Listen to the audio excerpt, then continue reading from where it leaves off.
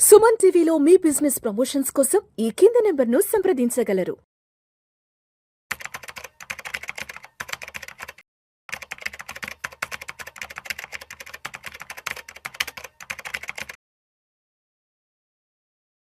అశోక్ దేవరంప్రియ నమస్తే సార్. నమస్కారం sir. Welcome to Vishnu talks. Thank you so much for being with Vishnu talks. So Ashok Devarampriya garu, ఈ మధ్య కాలంలో అన్లిస్టెడ్ షేర్స్లో ఇన్వెస్ట్ చేయడం బాగా బజ్ క్రియేట్ అవుతుంది. చాలామంది అన్లిస్టెడ్ షేర్స్లో మేము ఇన్వెస్ట్ చేస్తున్నాం, మీరు కూడా ఇన్వెస్ట్ చేయొచ్చు కదా, అండ్ సో కంపెనీ ఐపీఓకి రాబోతుంది, అది ఇది అంటే కొంత ఏదో ఒక రకమైన స్పెక్యులేషనో లేదంటే ఏదో సంథింగ్ జరుగుతుంది కదా. సో అసలు అన్లిస్టెడ్ షేర్స్లో ఇన్వెస్ట్ చేయడం ప్రాఫిటబుల్ అయినా ఏంటి? నా కంపెనీలో అన్లిస్టెడ్ షేర్స్కే ఒక సెపరేట్ డివిజన్ ఉంది. ఓకే, మేము చాలామంది క్లయింట్స్కి అన్లిస్టెడ్ షేర్స్ అలొకేషన్ కూడా మా ఒక వైడర్ పోర్ట్ఫోలియోలో ఒక ప్రాసెస్ అన్నమాట. ఇప్పుడు మన దగ్గర ఒక క్లయింట్ ఒక ₹1 కోటి పోర్ట్ఫోలియో ఉందంటే అరౌండ్ 10% ఎలాగ మనం గోల్డ్ సిల్వర్లో ఇన్వెస్ట్ చేపిస్తామో అలాగే ఇంకొక 10% అన్లిస్టెడ్ షేర్స్లో ఇన్వెస్ట్మెంట్కి రికమెండేషన్ చేస్తాం. కొన్ని unlisted shares that are really powerful shares. మేము రికమెండ్ చేసే షేర్స్ ఎలా ఉంటాయంటే, for example NSE, National Stock Exchange, one of the largest derivative exchange in the world. It's a monopoly. IPO processing లో ఉంది ఇప్పుడు మన ఇద్దరు రేపు ఎక్స్చేంజ్ స్టార్ట్ చేద్దామంటే చేయలేము. It is monopoly. మన ఇద్దరు దగ్గర డబ్బులు వస్తే we might go and start for example ఇంకో ఎయిర్లైన్ కంపెనీ స్టార్ట్ చేయొచ్చు, రైట్? ఇంకో రైల్వే స్టేషన్ పెట్టేకాయలే. To understand, some are monopoly stocks like IRCTC, CDSL, Bombay stock exchange, ఇలాంటివన్నీ. So NSC was one of the blockbuster stock. తర్వాత ఇప్పుడు ఇంకో exchange వచ్చింది, metropolitan stock exchange of India అని చెప్పి. ఆ ఒక స్టాక్ ఒకప్పుడు ₹1 ఉండే స్టాక్, జస్ట్ ₹1 షేర్.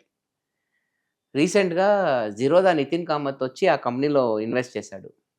ఆ టైంలో ఆ షేరు దాదాపు ₹14 వెళ్ళింది. In a span of just 1-2 months ₹1 నుంచి ₹14 పోయింది ఆ షేరు. మళ్ళీ రీసెంట్గా ఇంకో ఇండెక్స్, ఇక ఎలాగా బిఎస్సికి సెన్సెక్స్, ఎన్ఎస్సికి నిఫ్టీ ఉందో అలాగే ఈ మెట్రోపాలిటన్ స్టాక్ ఎక్స్చేంజ్ ఇంకో ఇండెక్స్కి అప్రూవల్ ఇచ్చారు సెబీ వాళ్ళు. సో ఆ ఎక్స్చేంజ్ స్టాక్ కూడా ఇప్పుడు అన్లిస్టెడ్లో ఉంది.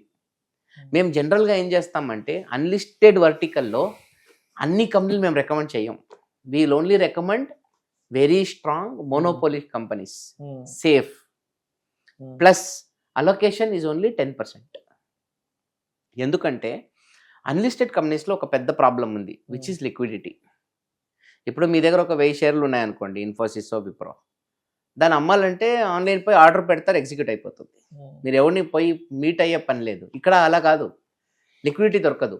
మీరు ఆఫ్లైన్ ట్రాన్సాక్షన్ చేసుకోవాలి. హలో కావాలనా, ఫోన్ చేసి ఇంతకి ఇస్తావు, ఆ నెగోషియేషన్, అదొక ప్రాబ్లం.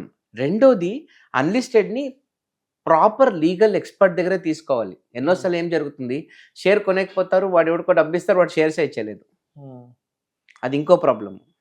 మూడోది, పబ్లిక్లో లిస్టింగ్ కాని కంపెనీ కాబట్టి ఆ కంపెనీ యొక్క డీటెయిల్స్, ఇన్ఫర్మేషన్ పబ్లిక్ డొమైన్లో చాలా తక్కువ ఉంటాయి. ఆ ఒక financial statements, revenue, profit loss statement, balance sheet ఏం చెప్తా ఉంది, ఆ కంపెనీ ఎక్కడ ఇన్వెస్ట్ చేస్తున్నాడు, వాడు ఎందుకు డబ్బు రేస్ చేస్తాడు. అన్ని కంపెనీలు ఐపీఓ తర్వాతే మార్కెట్లోకి వచ్చేది, కానీ ఐపీఓ వచ్చేకు ముందు చాలా కంపెనీలు మంచి రేట్లల్లో మంచి డిస్కౌంటెడ్ ప్రైస్లు దొరుకుతాయి. కొన్ని షేర్స్ సూపర్ బ్లాక్ బస్టర్ అవుతాయి, కొన్ని అట్టర్ ఫ్లాప్ కూడా అవుతాయి. సూపర్ హిట్ స్టాక్స్ అంటే మీరు జొమాటో తీసుకోండి, నైకా తీసుకోండి, ఓకే, గ్రో, అన్ని block buster IPOs. At the same time Paytm లాంటి ఫెయిల్డ్ స్టోరీ కూడా ఉంది. అన్లిస్టెడ్ మార్కెట్లో పేటిఎం షేర్ ₹2000 ఉండేది, ఇప్పుడు ఎంత వచ్చింది ప్రైస్. సో మీరు ఏ కంపెనీ కొంటున్నారు అనే క్లారిటీ కూడా మీకు ఉండాలి. నెక్స్ట్, ఆ ఐపీఓకి వస్తారు కదా కంపెనీ, ఐపీఓ డబ్బులు ఏం చేస్తాడు, డబ్బులు ఎందుకు కావాలి తనకు. చాలామంది కంపెనీలు ఏం చేస్తారంటే, కావాలని ఐపీఓ చేస్తారు. వాళ్ళు ప్రీమియంగా ఉండే వాళ్ళ షేర్ ప్రైస్ని ఆఫ్లోడ్ చేసేయడానికి. ఎన్నోసార్లు కంపెనీలో మంచి బ్యాలెన్స్ షీట్ చూపిస్తారు, ఐపీఓ పోయిన తక్షణమే టక్కని డ్రాప్ అయిపోతుంది. ఆ మొమెంటమ్, ఆ ఊపు, ఎగ్జైట్మెంట్, ఆ పర్ఫార్మెన్స్ అన్నీ డ్రాప్ అయిపోతుంది. ఇది ఓ పెద్ద ప్రాబ్లం. అందువల్ల అన్లిస్టెడ్ మార్కెట్లో ఇన్వెస్ట్ చేసేటప్పుడు కొన్ని కమాండ్మెంట్స్ ఫాలో చేయాలి. నంబర్ 1 డ్యూ డిలిజెన్స్ ప్రాపర్ చేసుకోవాలి. నంబర్ 2 పర్పస్ ఆఫ్ ఐపీఓ తెలుసుకోవాలి. ఓకే. నంబర్ 3 ప్రాపర్ పర్సన్ దగ్గర కొనుక్కోవాలి. నంబర్ 4 ప్రాపర్ అలొకేషన్ ఉండాలి. డబ్బు ఉందని బీభత్సంగా కొనేయడం కాదు, అలొకేషన్, ఇట్స్ ఓన్లీ అలొకేషన్. ఎందుకంటే రేపేమైనా ప్రాబ్లం అవుతాయి ఆ కంపెనీ.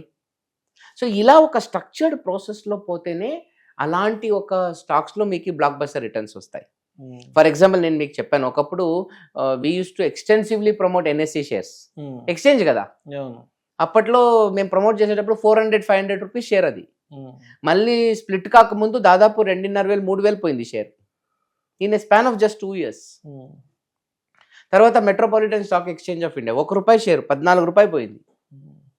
సో ఇలాంటి మంచి stable, strong, sustainable, growth oriented and preferably monopoly కంపెనీస్లో మనం ఇన్వెస్ట్ చేయగలిగితే, that to only 10% of our total portfolio మనం ఇన్వెస్ట్ చేస్తే డెఫినెట్గా అన్లిస్టెడ్ షేర్స్లో మనకి మంచి రిటర్న్స్ వస్తాయి.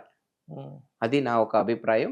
అండ్ చాలా మంది క్లయింట్స్కి, మా క్లయింట్స్ ఉన్నారు కదా, వాళ్ళందరికీ అన్లిస్టెడ్ ఎప్పుడు 10% అలొకేషన్ ప్లాన్ చేస్తాం మేము. 10% in unlisted, 10% in gold silver, 80% in equity.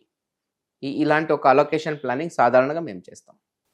Thank you sir, thank you so much Ashok Devanapriya garu. So unlisted షేర్స్లో ఇన్వెస్ట్ చేయొచ్చా, ఇన్వెస్ట్ చేయకూడదా, అండ్ చేసే ముందు తప్పనిసరిగా మన వైపు నుంచి ఎటువంటి విషయాలు తప్పనిసరిగా గుర్తుపెట్టుకోవాలి అనే అద్భుతమైన విషయాల గురించి మన ఆడియన్స్తో షేర్ చేసుకున్నాం. Thank you so much sir. Thank you so much.